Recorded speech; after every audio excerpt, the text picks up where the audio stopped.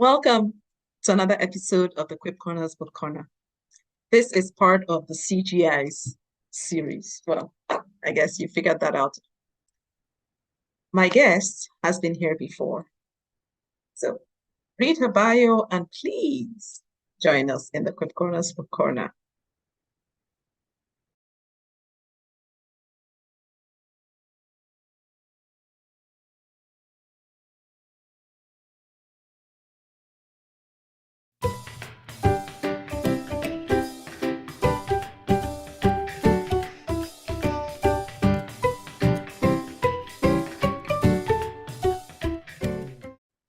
Welcome back to the Quip Corners Book Corner, Debbie.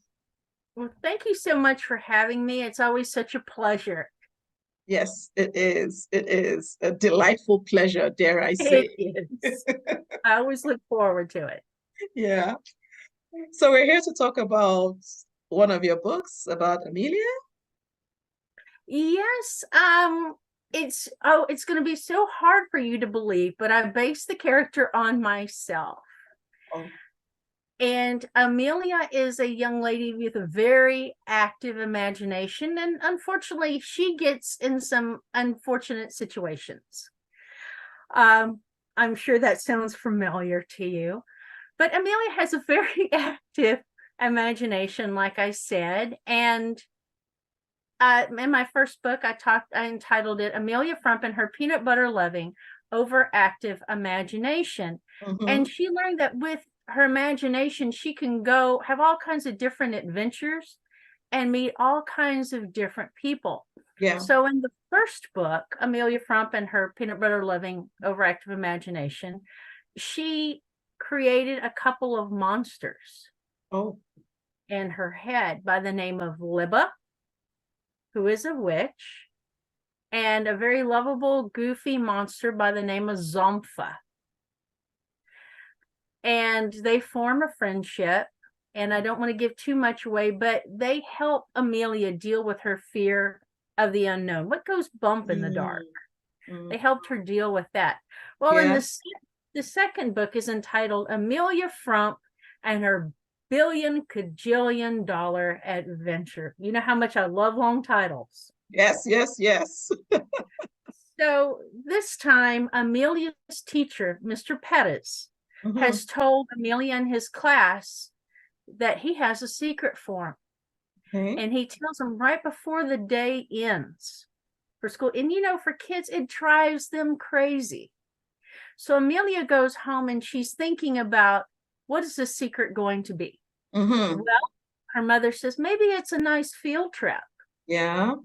That's fine as long as it's a field trip to the pizza place, in Amelia's opinion.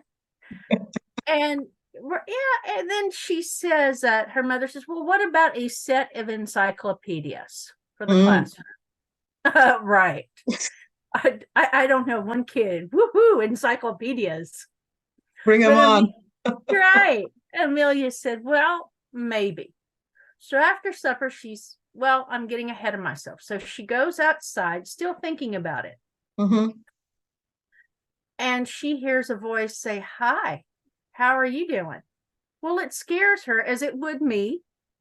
And being so coordinated like I am, Amelia gets overbalanced, falls into a trash can, and she's got yogurt dripping off of her arms and all kinds of trash. And the new girl says, oh, it's a young girl about her age. Oh, well, here, let me help you up. No, go away. You got me here in the first place. Yeah, who are you? And the girl says, well, my name is Megan. Well, Amelia says, I don't care who you are. And immediately, Amelia does not like her because she's got the most desirable sneakers on. The girl is a fashion plate. She's got the great sneakers on. She's got the $1 million smile where she could be a model in a toothpaste commercial. Wow. And here's Amelia with spaghetti dripping off of her head, old lumpy spaghetti. And she doesn't like her at all. She's like, you know what? You need to go. You need to get out of here. You need to go home. And so Megan is saying fine. So she leaves the driveway Mm-hmm. Amelia sees Megan talking to her friend Julie, her best friend. Yeah. And it's obvious they know each other. And Amelia begins to feel scared Mm-hmm. because she's going to lose a friendship. And she's jealous. That's my friend. Yeah, yeah, yeah. So they go to school, and it's obvious Julie and Julie and Megan know each other because they're getting cozy. And, Yeah. Amelia's best friend is no longer paying attention to her, and she To can't her. stand this. And this girl beats her at a race at recess, which she doesn't like. Amelia Mm-hmm. doesn't like. Mm-hmm. Then they go inside, and her teacher says, well, the surprise is, and one kid said, I know, you're going to dye your bald head pink for Easter. And another kid said, I know, you're a spy, and you're letting us know. And Amelia said, no, actually, you won money on a game show, and you're going to share it with us. So he said, no.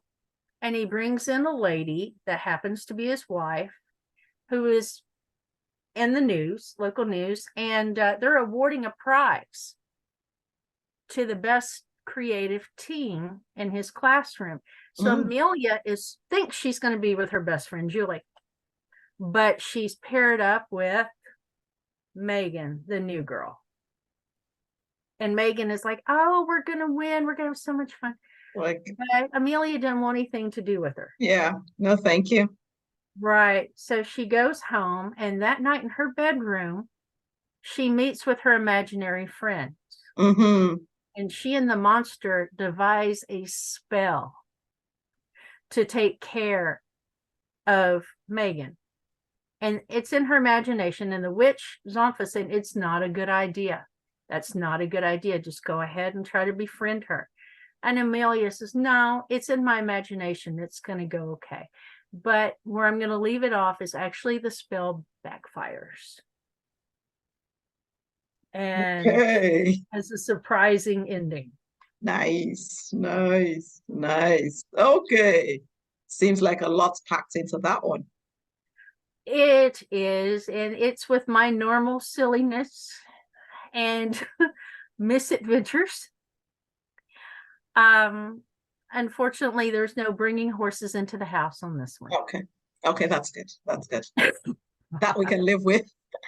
But I'm curious, with, a lot of us have that very active imagination and things like that. What would you want, readers to take away from reading this book? Well, what I would want them to realize is, don't judge people. Is one thing. Not everyone is out to compete with you. Yeah.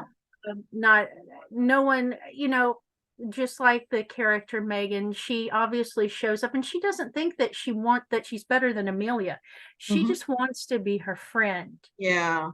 And Amelia automatically says, oh, well, she's a snob. She thinks she's better than me. I want nothing to do with it. I want the reader to realize acceptance. To accept people not on face value, but for what's deep inside of them. And I also want them to realize, like I did with my previous book, imagination is a wonderful thing. That you can go anywhere and do anything as long as you have an active imagination. Thank you. Absolutely. So besides Amazon, where else can people get copies of your books?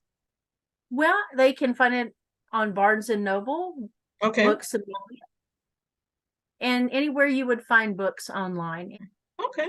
Well, we'll put all that information below this video. And, once again, I'm so grateful that you could join me in the Quip Corners Book Corner, Debbie.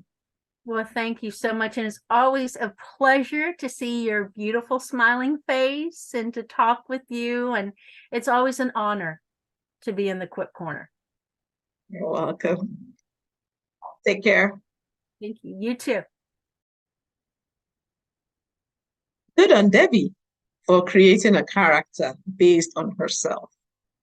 I can only imagine the chuckles that go through her, while she's writing. Well, information on how you can get a copy of that book and the previous one and her other books are below this video. So please consider getting a copy or two or more as Christmas gifts for those around you. I look forward to reading your comments on this video or any other videos. You take care and God bless you. Bye now.